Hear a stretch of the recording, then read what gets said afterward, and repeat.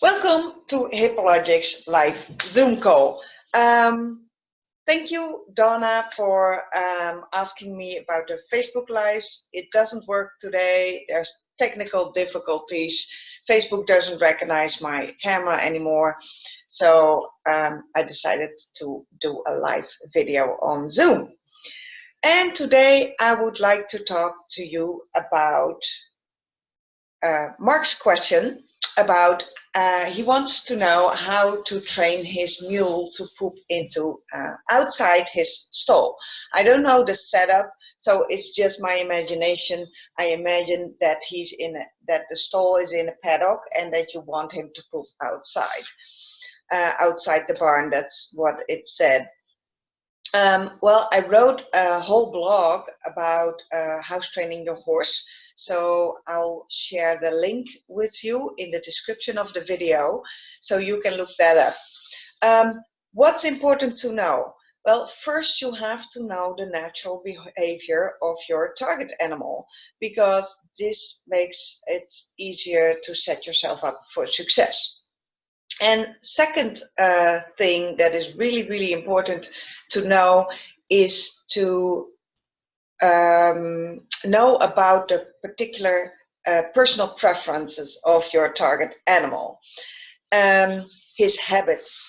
So since I don't have any specifics about your mule, about the whole situation or the setup of your barn, or what it looks like outside your barn, where you want your mule to poop, I'll just have some general tips for you. So your mule probably has a preference for a surface to poop on. If outside is cement or hard surface, and inside the barn there's shavings or a specific bedding, maybe it's his habit or his preference or both to use the bedding. So you can use that as a way to set up your training. So maybe you can take out the bedding and put it outside to teach your mule that this is where you want him to go. So that's one thing that you can look at. And the second thing is, you can ask yourself, why does he prefer to poop in your barn? Maybe he's locked up and he has no choice. Maybe there is something like a habit created, or he prefers the bedding or a surface that's available there. Or maybe he eats there, so that's where he poops, because he eats there, and that's the time that's the place where he spends a lot of time. So all those things you can take into consideration and ask yourself, how can I use this information to help him poop where I want him to poop? Let's see, what else did I have? Well, the other approach is, of course, training.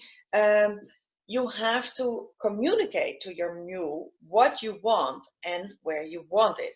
So if you use positive reinforcement, you can click and reinforce the target behavior, in this case, pooping.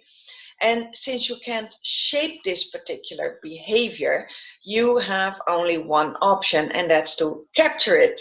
Not literally, but figuratively. So every time you see, you can start, every time you see this behavior, you click and reinforce. So the mule will connect the reinforcer to his behavior, and then will start paying attention. I've done this, and I've noticed that horses will pay attention, and they will think, this is a good moment to do my business, because I will be reinforced. So I'll make sure you see it happen.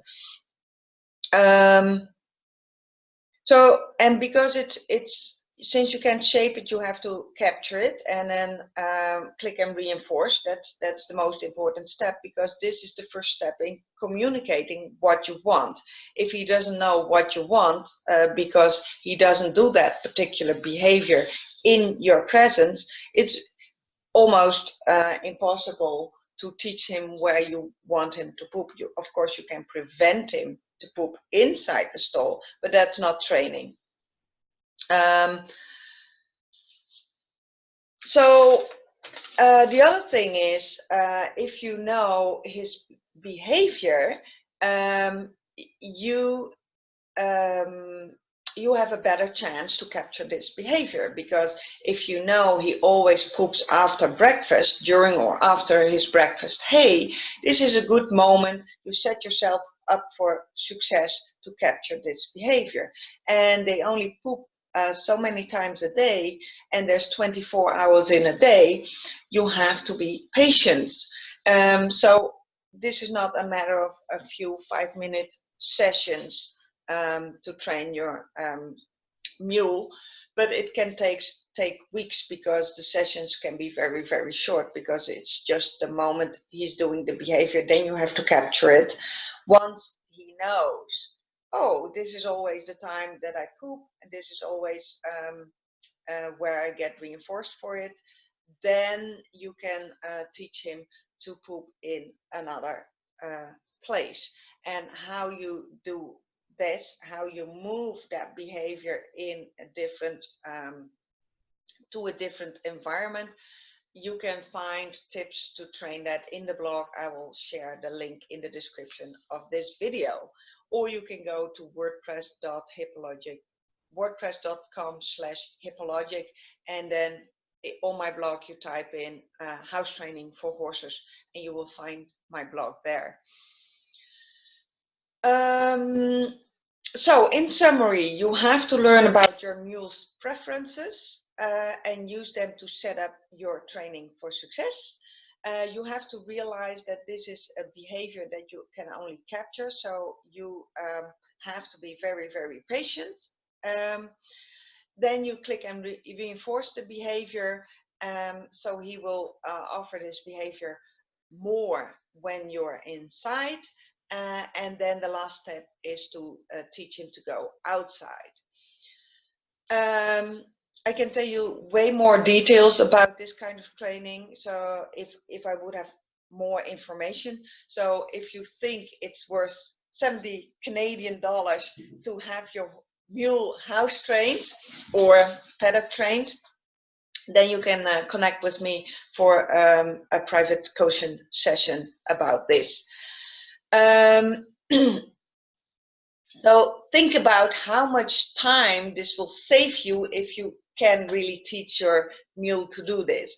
For me, when I taught Kira to be house trained in the arena, it saved me so much time, because I never had to after riding, I have to get to the arena and walk back and forth, sometimes twice, because it was so much to put it in the wheelbarrow. I just started house training her again, because I moved her, so it's a different context. None of the other horses are house trained, so this is my challenge for 2019, to teach all the horses to poop in a specific place of their paddock, where they're living 24/7. So it would be really, really helpful to me. It would save time, effort, to teach them how to where to poop in one specific place, which is near, of course, the manure pile. So I'm looking forward to train those 6 horses, to house train them this year. And this is also how I started. Every time I am around them and I see them poop, I just click and reinforce. And I noticed already, I've done this for 3 days now, I noticed already that I see this behavior increase. So I'm sure this will work. So good luck with that, and keep me posted about your mule, Mark. Then Donna had a lot of questions too much to answer in just one video. She asked about shaping behaviors, if I could talk a little bit more about shaping behaviors. Also, emotional states during training. And I love that question because it's super important. It's one of the key lessons for trainers, emotions in training. Not only the equine emotions, which are very important to recognize, but also to take into account your own emotions. What do you do when you get angry, impatient, frustrated? But also happy, joy emotions can influence your training in a negative way as well as in a positive way. So it's very important to pay attention to emotions in training. Donna also asked for a refresher back to basics. I will talk a little bit about that. I'll just give you a list of all the things that you can pay attention to. And all these topics, I've written blogs about and articles about, so you can find them on my blog if you want to learn more. She also asked about learning theory, very important, and a little bit of, I could talk about the history of positive reinforcement. Well, those are all good topics for different videos. Too much to talk about it today. Let's talk about back to basics. I've developed and created my own system over the years, and I put that all together. It came together in my online program, Ultimate Horse Training Formula. Because I was looking for ways to teach people how to train, what behaviors came back, what are good foundation behaviors. And when I found those, I realized that's only half of what you need to know as a good horse trainer. The other half is your own training skills. So that's why I developed 6 key lessons for horses and also 6 key lessons for trainers. And the key lessons are your key to success in horse training. That's why I called them the key lessons. The basic behaviors I start all horses with are the key lessons for horses. These are simple behaviors which are a great way to teach your horse foundation and to develop your skills as a trainer with simple behaviors, because the simple behaviors are difficult enough to train well. The second reason I chose these 6 specific behaviors is that you can combine them and build almost every other more complex behavior upon them with just these 6. I'll name them. First, 1, table manners for horses, I call them. Because we train with reinforcers, primary reinforcers, usually it's treats, it's food reinforcers, and we have to teach our horses table. Hi Donna, nice to meet you. Welcome. You can choose to put your video on or off. I will record it and I will share it. So if you don't want to put your video on, that's okay. I'm just giving you a heads up that I will share it on social media. I was just talking because you asked about the 6 basics for positive reinforcement, and I call them my key lessons. And I was just about to tell you about the 6 key lessons I've chosen to be my key lessons, my key to success in horse trading. First is table manners for horses. It's basic etiquette. We have to learn this behavior as humans, how to behave at a table, how to use a knife and fork, and in which hand do you use which utensil. It's etiquette and it's learned, it's not natural behavior. Same goes for horses, because they're herbivores and they live and walk and sleep and do everything basically on their food, surrounded by their food. It's not very natural to them to wait. The other thing is also that they have learned quickly that if people put their hands in their pockets, that it's an predictor of food coming. So if they're not used to wait, then they will do mugging. So table manners for horses is the first key lesson, your key to success in horse training, and it also helps you to train or teach your horse. The click is the predictor of the food. If there's no click, there will be no food coming out of my pockets. The second foundation behavior is patience. You want your horse to wait for your next cue. And key lesson patience, I call it patience because it looks like your horse is patient, but it's just a well-trained behavior. I teach my horse to align next to me, so we stand shoulder to shoulder. I want the horses to keep their neck straight, and that also helps with table manners for horses, because they cannot sniff my pockets if they are looking straight ahead. And then impatient, most important feature of this behavior is that they stand still and relax. I really, really reinforce the relaxation as a part of this whole behavior. So this also makes a very safe and perfect default behavior. The third basic I teach my students is to train your horse to target. And targeting means that you teach your horse to touch a specific object with a specific body part.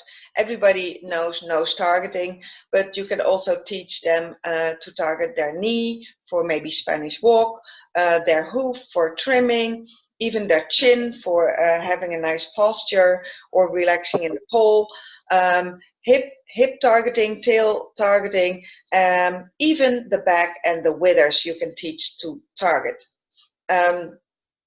Then key lesson number 4 is mat training. That's basically targeting their feet onto a mat, which is a really, really great tool to teach your horse to stand, to teach your horse to come towards you, and even to send your horse away towards the mat, because the mat is where the reinforcement happens instead of you.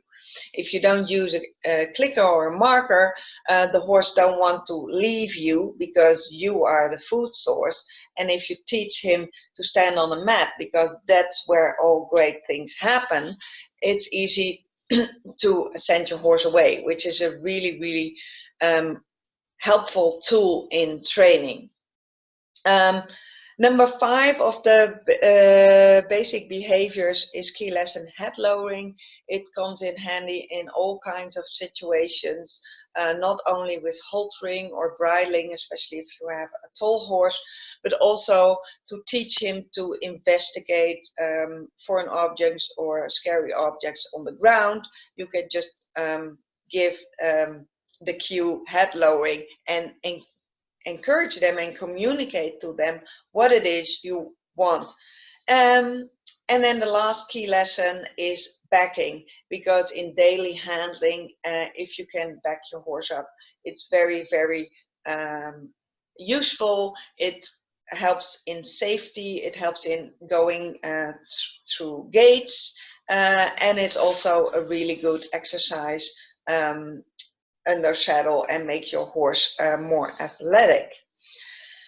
And once I decided that these basic behaviors were very useful for trainers, I realized that there's another part in that is very, very important to me, and those are the skills you need as a trainer.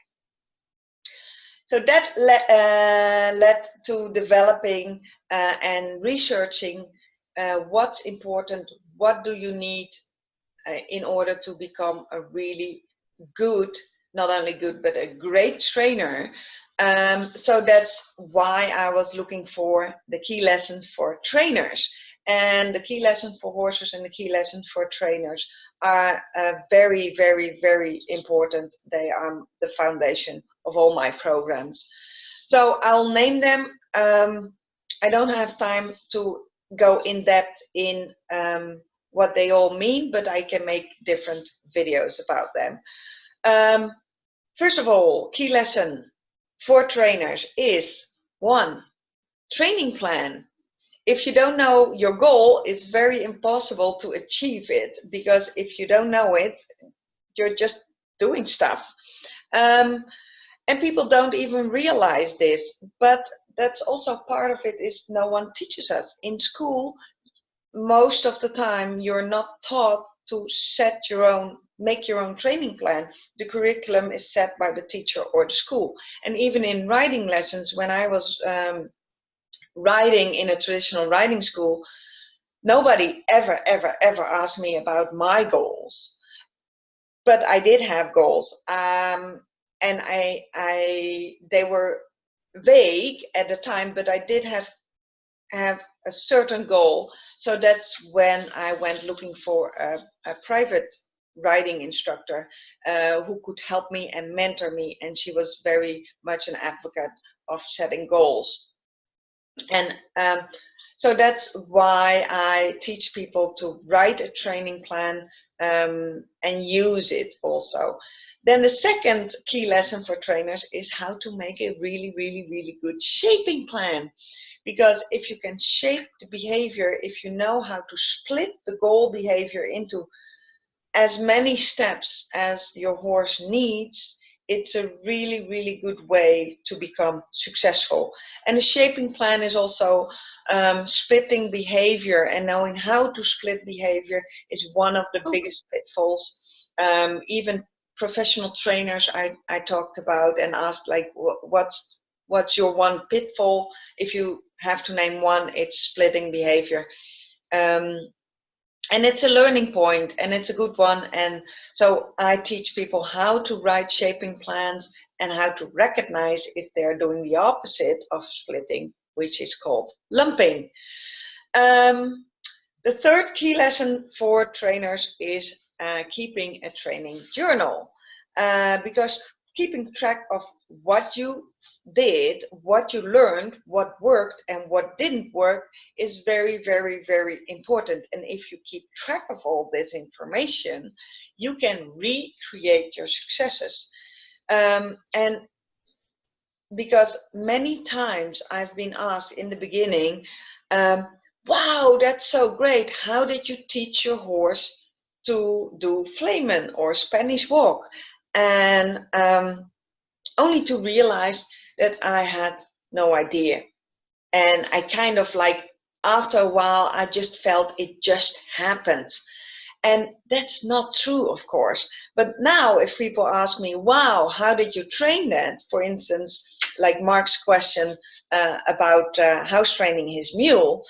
Now the answer is, I know exactly how I trained it, what my steps were, what my learning points were, or in other words, my failures, so I could learn more, and how I solved the problems I saw happening in training this behavior. So I learned so much by writing this down and keeping track of what I was doing in training. So my training is way more efficient by using a training journal. Another key to success, another really good thing to have is an accountability partner.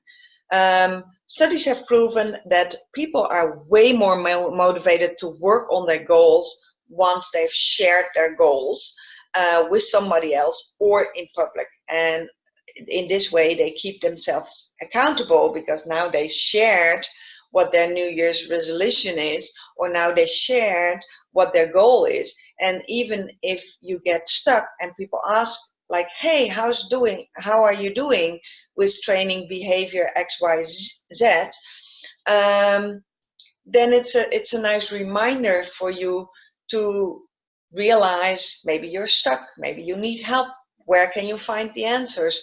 And that's also a reason why I offer an accountability, positive reinforcement accountability group on Facebook, which can help you to get unstuck when you are stuck, and everybody can join me.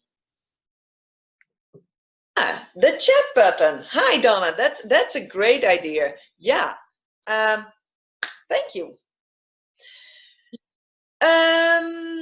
Then the other key lesson is, I call it motivation, but it's basically learning about learning theory, because once you know the principles of learning and motivation, that's such a powerful training tool that you have at your disposal. And if you know what forces are at work when you are training, you can get more clarity about your next step. It's easier when you have knowledge about learning theory to make a good training plan, to make a good shaping plan, and so on. For instance, if horses don't want to go into a trailer, the first thing I do is look at the motivation. What's the motivation that causes the behavior of standing outside the trailer? Because maybe he's fearful. So what's his motivation? His motivation in this case is to stay safe. So if it's fear, that's his motivation not to go into the trailer, I would set up a training plan that would work on his confidence and trust. But maybe he doesn't want to go into the trailer because something else is more reinforcing. Maybe he doesn't want to leave his friend. And with this motivation, you have a whole different training approach than when the motivation is fear to do what he's doing. Also, maybe something else is, he likes to go into the trailer, but at this moment, something else is even more reinforcing to stay out of the trailer. Maybe because there's juicy grass outside, which has priority in that moment for him. And if that's the case, then your training approach is again totally different than when the cause for not trailer loading is hurt bound or fear. Maybe he doesn't trust the handler. Maybe the trailer smells weird because the last horse that went in there had a lot of stress, and there's still stress poop and that smell of that stress in the trailer. So once you figured out what the motivation of the horse is, it will make your training way more effective and chances of success way higher if you understand what the natural behavior is of the horse, and like what I mentioned in the beginning of the video, what the particular preferences are of your learner. So the more you know about motivation, the principles of and the principles of learning, the better you can train your animal. And then last but not least in my 6 key lessons is emotions in training? So that was a really, really good question, Donna, because I made it a topic and I called it key lesson emotions in training. Because if you can recognize the emotions in your horse, you're already ahead, way ahead of almost all horse trainers. Because especially in traditional training and natural horsemanship training, where which is based on negative reinforcement, the focus is the behavior. What's the behavior? The horse is not doing it. I apply more of the aversive until he yields or does do whatever I want. And there's no attention for the emotions of the horse, not as much. So if you address the specific emotions, you can use them to your advantage, but you can also, if it's about fear or frustration, you can also change your approach and help your horse learn. So all this information will give you access to valuable ways of changing your approach and becoming more successful. And the other thing that, the other reason that I made emotions in training the key lesson for trainers is because I also teach in my programs about the trainers' emotions, which are very, very, very important. How to deal with your own emotions in training, because they are a huge influence and you can't shut them off. Sometimes they are very, very helpful, and sometimes they're counterproductive. How many of you have a horse that's reinforced by laughter? But usually people laugh because the horse is naughty, but it also can bring your horse into trouble. For instance, when I was working with my horse Kira in a Shauna Koresh clinic, and she was, we were all standing in this huge indoor arena, and in the middle of the arena there were poles stacked up from the jumps, but they were just stacked up and they were kind of a loose pile. And everybody was listening to Shauna, and Kira was like, hey, what's happening? Just a minute ago I got clicks and reinforcement, and now nothing is happening.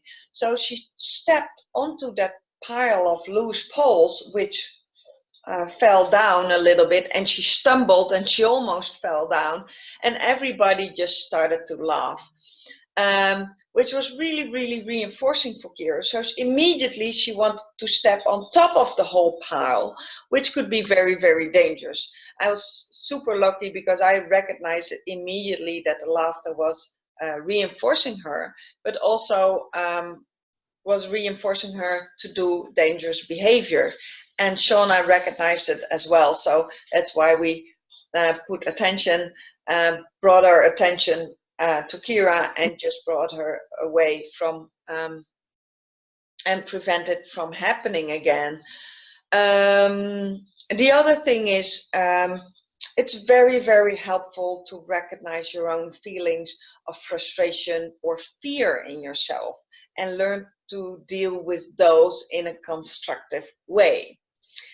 So in summary, the key lessons for horses are table manners for horses, patience, targeting, mat training, backing, and head lowering. And the key lessons for trainers are making a training plan, shaping plan, splitting behavior, keeping a training journal, keeping track, and keeping also track of your learning points and successes. 4, an accountability partner. An accountability partner is not only very helpful in keep you accountable with your training, but also to celebrate your successes, because that's also a big part in motivation. Which brings me to the next key lesson for training, motivation, which includes learning theory, and also the principles of learning and motivation in general for humans and horses. And last but not least is emotions in training, how to deal with human and equine emotions in training. So these are all like separate topics for new videos. So thank you for asking me about these topics. There was something else I remember I've written down. Shaping behaviors back to basic refresher, learning theory, and a history of positive reinforcement. Those are also good topics for next videos. Let's see the chats. You're listening. Do you have a question, Donna? Because now you discovered the chat. If you have a question, I'm here to answer that. She says, Sandra, that was incredible. You've covered so much. I feel spring inspired. Well, thank you for letting me know, because that's my reinforcer. If I know that I've helped somebody, that's a really, really good start of my day. If you can't wait to learn more about the key lessons, if you really want to learn how to implement them in training, you can sign up for the Ultimate Horse Training Formula, in which I teach all the key lessons. And I'm not only telling them, but I also help you implement them in training, because knowing is not enough. You have to really use them over and over and over again until it's a habit. Because only then they are useful. And in case you don't know, you can always book a free 30-minute discovery call with me. If you have questions, I will put the link to book your free discovery call in the description of the video. Even if you have already had a discovery call, you can always book one more. And I will put some information and a link more about the Ultimate Horse Training Formula and the key to success. Thank you for watching this video. You can always reinforce me by leaving a comment, because in that way I will only know in that way what this video did for you, how it helped you, or if it was useful at all. Thank you very much, and I'll hope to, well, I don't hope to do a video next week. I will do a video next week. Thank you very much for watching. Bye. Oh, thank you, Sandra. Bye.